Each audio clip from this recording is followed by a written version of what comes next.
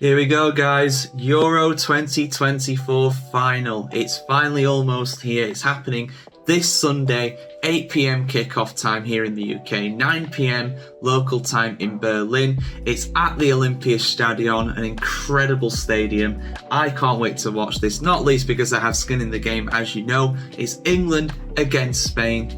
What's going to happen though? What is going to happen in terms of my prediction, the lineups, everything in between? I'm going to go quite in depth for this one because again, it's just the one match that I'm previewing. So obviously, let's start with England. Obviously, we got through against the Netherlands yesterday. It was, some people will say it was quite lucky with the penalty. I have a full video going over that and the decision and what the referees are probably thinking with that one. But the fact remains that England got through. What's going to happen in terms of our lineup? Well, we had Mark Gahey come back in place of Ezri Konsa. No players can be suspended for the finals. If you remember Gaza back in the day, he was crying because he wasn't going to make the final if England got there in '96. I think Euro '96. I remember it was World Cup 1990. One of the two. I can't remember off the top of my head now. But either way, that's not going to happen again. All the cards got wiped before the start of the semi-final. So every player is available as long as they're fit. Now, the main question mark for England really is whether Luke Shaw is going to start. Now, he came on at half-time for Kieran Trippier.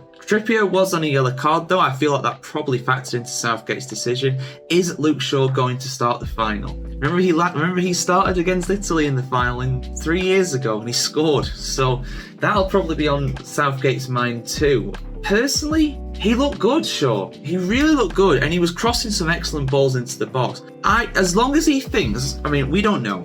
As long as he thinks that Luke Shaw is fit enough to play 120 minutes, I would start him personally. Obviously, he came on at half-time. He clearly felt as though he could do 45 minutes plus another half an hour of extra time. Whether Southgate thinks he can do 20 minutes is another matter. I would personally start him though, and if he gets tired throughout the game at some point, bring Trippier on. Aside from that, I'd keep the side the same really.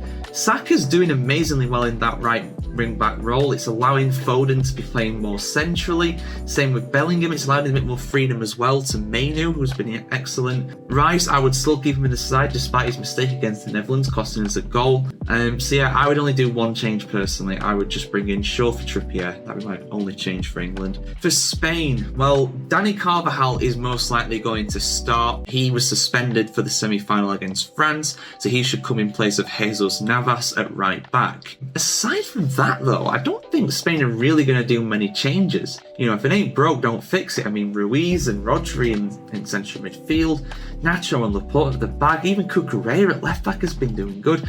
Yamal is undroppable, Williams is undroppable, Olmo is undroppable, Morata is not about undroppable, but I'd definitely start him. So that'd be my one change for Spain as well, just a single change for both sides. In defence, interestingly. But yeah, now the prediction. Now, let's not get away from this, right? Let's not dance around this at all. I'm going to go for an England victory. And I'm going to go for an England victory because I have to. I can't bet against my side. Remember the old advert for that betting company, Gregos Traiterelli? I don't want to be Georgios Traiterelli. I don't want to be that, so I have to back England here. If I'm being honest though, with my head, I would say Spain would win. They've won every game in the Euros so far and they've been excellent. They've looked absolutely unstoppable. The only team that's looked likely to potentially beat them was Germany if it went to penalties in the quarterfinals. But I'm going to go for England. I'm going to go for England to win on penalties. Again. I said it for the Netherlands preview, and thankfully it didn't happen because, that would have been another half an hour on all the players' legs. But Spain have been excellent. England have played longer. They've played more extra times than them. And I feel like that could be the deciding factor. But at the same time, I'm just going to go for England to win. England to win on penalties. 1-1 after extra time. But guys, are you looking forward to the Euros final? Who's going to win? Let us know in the comments below as always. And of course, we will be here to bring you a 5 things review of this game too. If England win, it'll probably be Monday afternoon. If we don't, it'll be right away, I imagine. So yeah, we'll see what happens with that one. See you for the next one, guys.